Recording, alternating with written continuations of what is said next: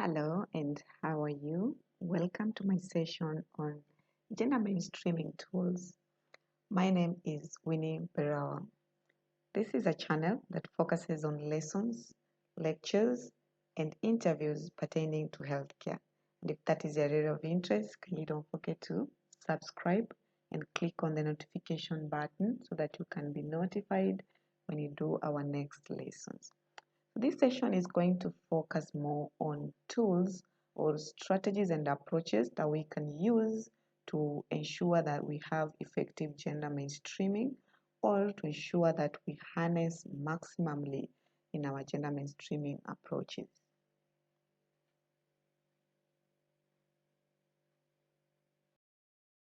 And so one of the tools or one of the strategies that we can use in gender mainstreaming is women and men involvement. This approach is very beneficial because it involves both men and women who are more so like the beneficiaries or the participants in the project design, consultations, and analysis. For example, it's being said that it's very important if you are handling issues concerning men and women, you be able to involve them at all stages, and you can involve them in form of conducting surveys, conducting public meetings, conducting public hearing, stakeholder interviews, or any other methods that can bring both genders together to get their perspectives. This actually will ensure that you get the concerns and the priorities of both men and women, and you're able to incorporate them at the gender project design. So involvement of both men and women will actually enable us to balance the gender perspectives in this project. It will ensure that we become more gender aware and sensitive and that we do not practice discrimination. So how are you able to do this? That's why we are being informed that we can conduct the public hearing, the public meeting, the surveys, or stakeholder inputs to just see the different ways of meeting the needs and the issues of these genders. And the second approach is through sex disaggregated data. So with sex disaggregated data, this is an approach whereby data is used to be put in a manner that reflects the status of different issues of men and women, but in a way that they are a bit gender specific. So what the data is key in is that it's going to give us very strong background analysis. It's going to give us good justification for the program, whereby you can justify or you can give a significance of why the project is important because you have data that can support your project. For instance, if you want to conduct a voter education project or a health education on a particular topic in the community, it's normally very important to understand how does those particular issues affect men and women. Is it affecting them differently? Or is it affecting them similarly? And if you wanted to use a certain methods of health education, then which one are you going to use based on the analysis of the data that you have? E.g., if it's a voter registration approach, how are we going to do the voter registration or education based on the issues raised by both men and women without eliminating the other? And so we can therefore use this data that we have to know how these findings can influence the project designing and the project planning.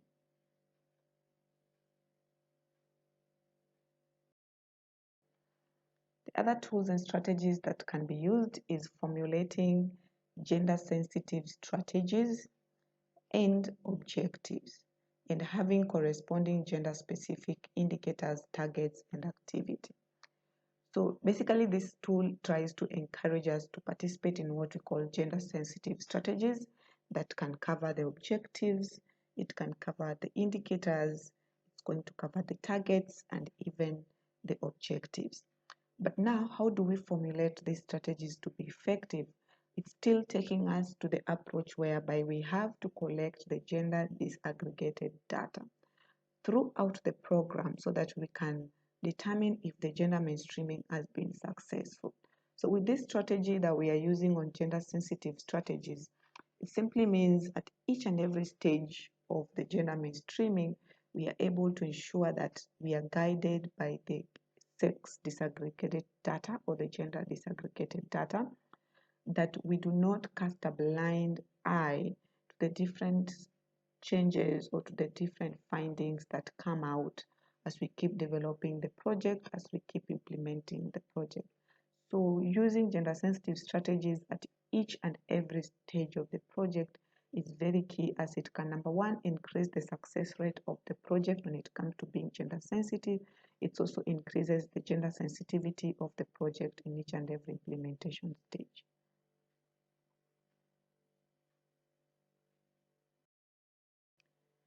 The other strategies is what we talk about striving for gender balance in the project, be it in terms of bringing in the staff or in terms of bringing in the expert. This is simply advised at the planning stage or at the designing stage. It's also important to enable women and men to participate equally and benefit equally from the project activities. And it's also important to include gender in our monitoring and evaluation stages. So these are just summarized tools that we can incorporate alongside the main other tools that we've mentioned. So strive for gender balance in the project or project experts and staff. Enable men and women to participate equally and benefit equally from the program activities, but it's also key to include gender in our monitoring and evaluation. This is to promote on the gender sensitivity, the gender specificity, and also the inclusion of activities that are cutting across the genders without discrimination.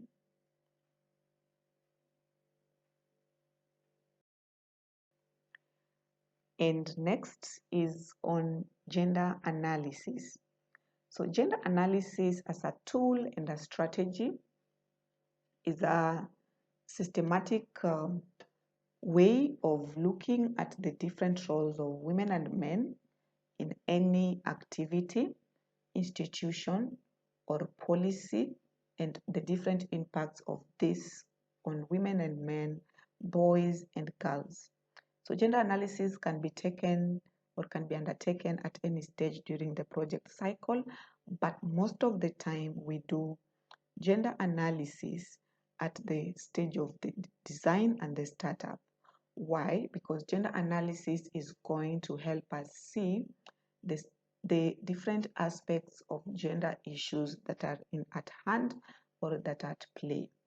If you want more lessons on gender analysis, I've done a series of them. So under the playlist of gender and sexuality, you will find there so many lessons I've done on gender analysis, including what is gender analysis, what are the different gender tools, what are the different gender frameworks that can be used, what are the guidelines when you're conducting gender.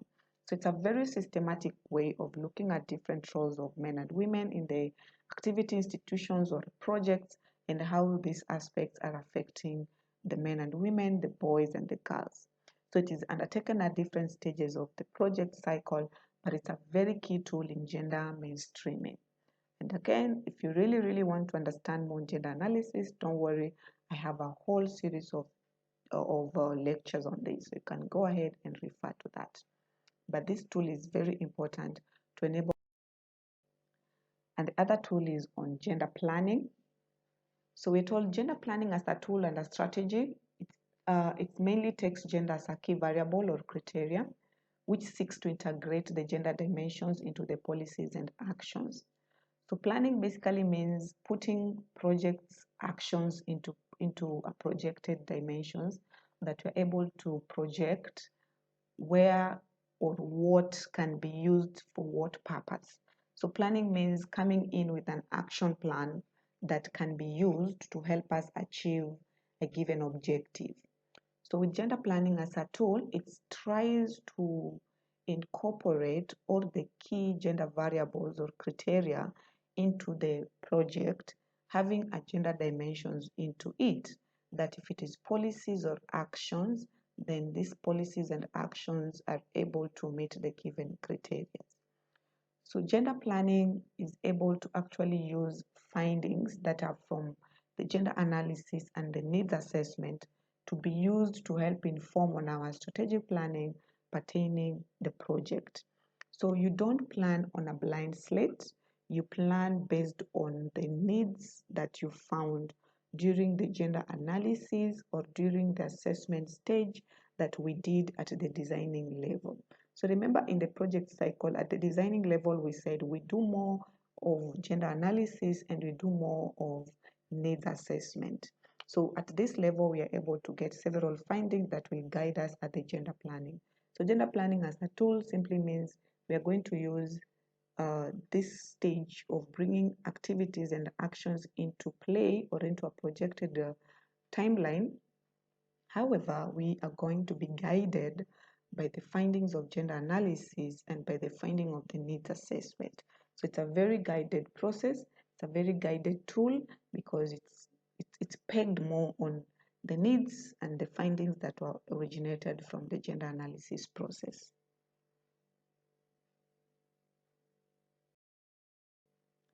And moving forward, we have another approach or tool that we talk about gender responsive budgeting. So gender responsive budgeting refers to the process of creating, applying, and monitoring budget to account for the differing needs of men and women.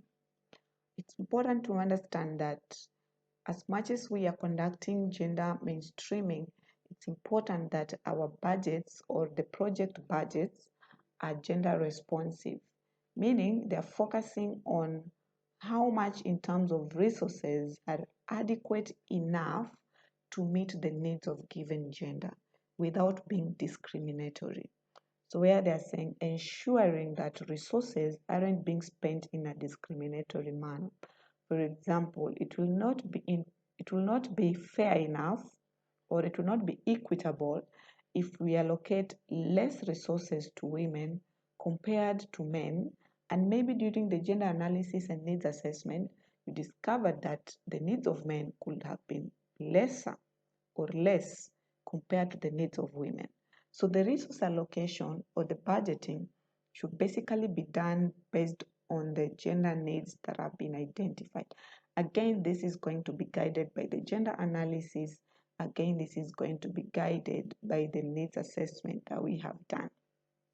So with the budgeting aspect, we're only looking at creating, applying, and monitoring the budgets to ensure that you are able to effectively account for the different needs or perspectives of the men and the women. So what gender budgeting does, or what gender responsive budgeting does, it helps to promote government transparency and accountability. The government is able to clearly justify why particular funding was being accounted as per indicated for the given gender without discrimination, or the government is able to give a clear criteria as per why the allocation was done so and what motivated that particular given decision. So it's really a good tool to help, number one, promote governmental transparency and accountability when it comes to resource allocation and budgets.